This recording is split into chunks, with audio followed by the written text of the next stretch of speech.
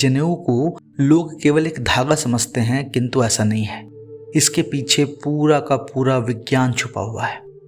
बहुत कम लोगों को यह भी पता होगा कि व्यक्ति को 2 जनेऊ धारण कराया जाता है। अपने कंधे पर यज्ञोपवीत है, इसका मात्र एहसास होने से ही मनुष्य अधर्म से दूर होने लगता है। कुछ लोग ऐसा मानते हैं कि केवल ब्राह्मण ही जनेऊ पहनते हैं, लेकिन ऐसा नहीं है। जनेऊ को बनाने की प्रक्रिया बहुत ही जटिल है। इसमें 7 ग्रंथियां लगाई जाती है। यज्ञोपवीत धारण किए बिना किसी को भी गायत्री मंत्र करने या वेद पाठ करने का अधिकार नहीं है। नमस्कार मित्रों, मैं नीलाव एक बार फिर से धर्म संसार पर आप सभी का स्वागत करता हूँ। हिंदू धर्म में जनेऊ कितना महत्वपूर्ण और पवित्र माना जाता है, इसके बारे में कुछ बताने की तो आवश्यकता है नहीं। हालांकि जनेऊ को लेकर लोगों में कई भ्रांतियां मौजूद हैं। कुछ लोग ऐसा मानते हैं कि केवल ब्राह्मण ही जनेऊ पहनते हैं, लेकिन ऐसा नहीं है। हिंदू धर्म में किसी भी वर्ण के व्यक्ति जनेऊ धारण कर सकते हैं। कुछ लोग जनेऊ को धर्म से भी जोड़ते हैं, जबकि इसका कारण वैज्ञानिक भी है। तो आइए हम जनेऊ के बारे में कुछ ऐसी चीजों के बारे में बात करते हैं जिसके बारे में आपने पहले कभी नहीं सुना होगा। तो सबसे पहली बात ये कि जनेऊ को लोग केवल एक धागा समझते हैं, किंतु ऐसा नहीं है। इसके पीछे पूरा का पूरा विज्ञान छुपा हुआ है। तो इससे पहले हम धर्म की बातें करें, आज इस वीडियो को हम वैज्ञानिक तथ्य के साथ आरंभ करते हैं। आप में से बहुत ही कम लोगों को पता होगा कि जनेऊ पहनने से व्यक्ति को लकवे से सुरक्षा मिल जाती है। कहा गया है कि जनेऊ धारण करने वाले को लघु शंका करते समय दांत पर दांत बैठाकर रहना चाहिए, अन्यथा अधर्म होता है। वास्तव में इसके पीछे विज्ञान का एक गहरा रहस्य छिपा है, क्योंकि दांत पर दांत बैठाकर रहने से आदमी को लकवा नहीं मारता। बहुत कम लोगों को यह भी पता होगा कि व्यक्ति को 2 जनेऊ धारण कराया जाता है। पहला पुरुष को बताता है कि उसे 2 लोगों का भार वहन करना है, एक पत्नी पक्ष का और दूसरा अपने पक्ष का अर्थात पितृपक्ष का। अब एक जनेऊ में 9 धागे होते हैं, जो हमें बताते हैं कि हम पर पत्नी और पति पक्ष के 9 ग्रहों का भार है। अब इन 9 धागों के अंदर एक धागे निकाल कर देखें तो इसमें 27 धागे होते हैं, अर्थात हमें पत्नी और पति पक्ष के 27 नक्षत्रों का भार या ऋण भी वहन करना पड़ता है। अब यदि अंक विद्या के आधार पर देखें तो 27 और 9 36 होता है। यदि इस संख्या को अलग अलग जोड़े अर्थात 3 और 6 तो भी 9 ही आता है, जो एक पूर्ण अंक है। अब यदि इस 9 में जनेऊ की संख्या अर्थात 2 और जोड़ दें तो 11 बनता है, जो हमें बताता है कि हमारा जीवन अकेले 2 लोगों अर्थात पति और पत्नी के मिलने से बना है। 1 और 1 का योग भी 2 होता है, जो अंक विद्या के अनुसार चंद्रमा का अंक है, और चंद्रमा हमें शीतलता प्रदान करता है। जब हम अपने दोनों पक्षों का ऋण वहन कर लेते हैं तो हमें असीम शांति की प्राप्ति हो जाती है। एक और प्रश्न आता है कि यज्ञोपवीत अर्थात जनेऊ बाएं कंधे पर ही क्यों रखा जाता है। वास्तव में यज्ञोपवीत एक संस्कार है और इसके बाद ही द्विज बालक को यज्ञ तथा स्वाध्याय करने का अधिकार प्राप्त होता है। यज्ञोपवीत धारण करने के मूल में एक वैज्ञानिक पृष्ठभूमि भी है। शरीर के पृष्ठभाग में पीठ पर जाने वाली एक प्राकृतिक रेखा है, जो विद्युत प्रवाह की तरह कार्य करती है। यह रेखा दाएं कंधे से लेकर कटी प्रदेश में स्थित होती है। यह नैसर्गिक रेखा अति सूक्ष्म नस है, जिसका रूप लाजवंती वनस्पति की तरह होता है।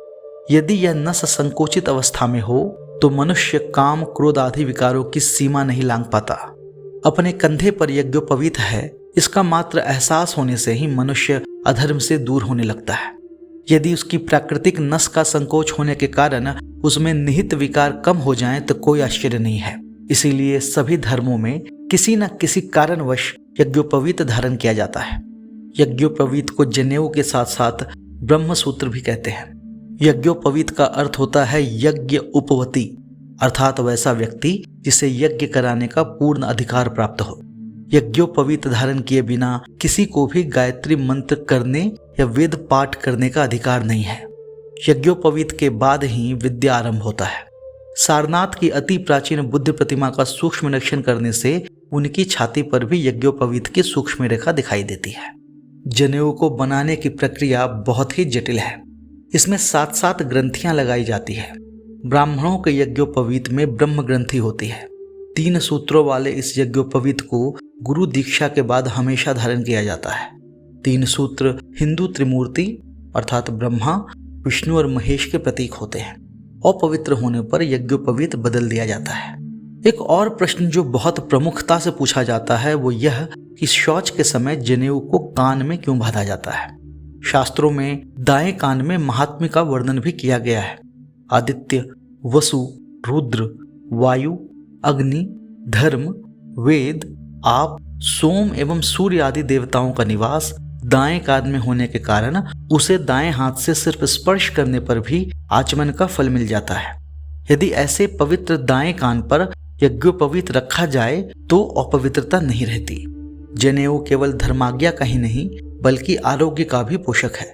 ब्रह्मचारी को 3 धागों वाला और विवाहित पुरुष को 6 धागों वाला जनेऊ धारण करना चाहिए। कहा गया है कि अशौच एवं मूत्र विसर्जन करते समय दाएं कान पर जनेऊ रखना आवश्यक है। हाथ पैर धोकर और कुल्ला करके जनेऊ कान से उतारना चाहिए। यह सफाई उसे दांत, मुंह, पेट, कृमि, जीवाणु और अन्य रोगों से बचाती है। जनेऊ का सबसे ज्यादा लाभ हृदय रोगियों को होता है। इस नियम के मूल में शास्त्रीय कारण यह है कि शरीर के नाभि प्रदेश से ऊपरी भाग धार्मिक क्रिया के लिए पवित्र और नीचे का हिस्सा अपवित्र माना गया है। दाएं कान को इतना महत्व देने का वैज्ञानिक कारण यह है कि इस कान की नस गुप्तेंद्रिय और अंडकोश के आपस के अभिन्न संबंध से जुड़ी हुई है। मूत्र विसर्जन के समय उसके साथ साथ वीर्य के भी निकलने की संभावना बनी रहती है।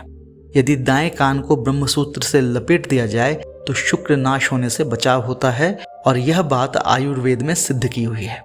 यदि बार बार स्वप्न दोष होता हो तो दायां कान ब्रह्मसूत्र से बांधकर सोने से रोग दूर हो जाता है।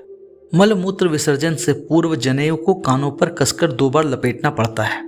इससे कान के पीछे की 2 नसें जिनका संबंध पेट की आंतों से है उस पर दबाव पड़ता है और मल विसर्जन आसानी से हो जाता है। कान के पास की एक नस से ही मल मूत्र विसर्जन के समय कुछ द्रव्य विसर्जित होता है।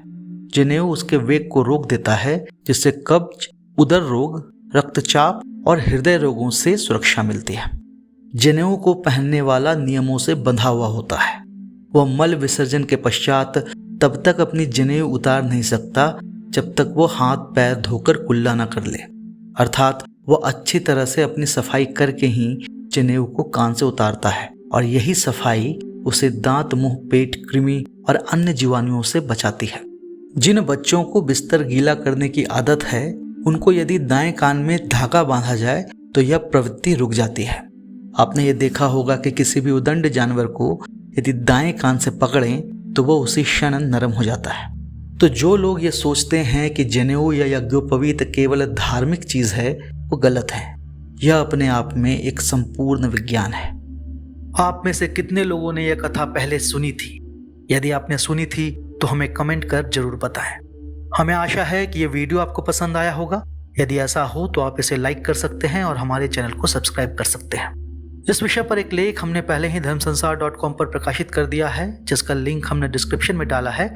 यदि आप चाहें तो उसे वहां जाकर पढ़ सकते हैं। यदि धर्म संसार के वीडियो आपको पसंद आते हों तो आप इसे अपने मित्रजनों और अपने परिवारजनों के साथ साझा कर सकते हैं। हम शीघ्र ही एक नई और रोचक वीडियो लेकर आपके सामने प्रस्तुत होंगे। तब तक के लिए विदा चाहता हूँ। जय श्री राम।